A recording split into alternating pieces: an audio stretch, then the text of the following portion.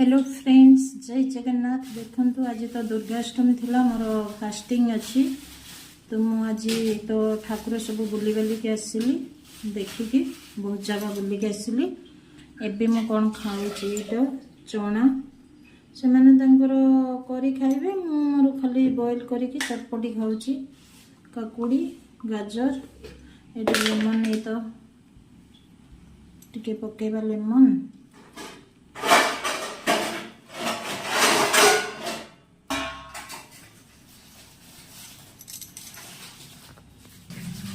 लुण पकईदेली,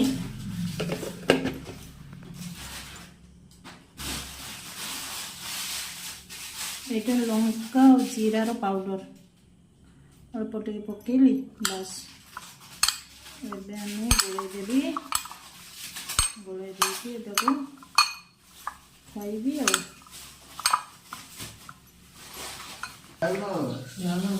देखु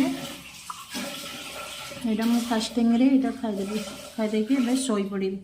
आज बहुत लेट हो गला, 7:30 मु खाया कथा, एबे मु खाऊची 9:30 है। टाटा बाबा, टाटा बाबा रोटी और से सब्जी आणुचन।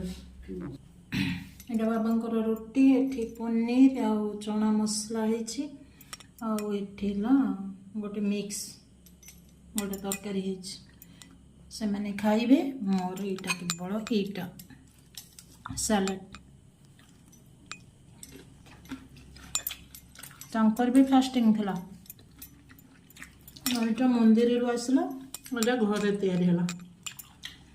बस रहिले। टाटा, जय जगन्नाथ।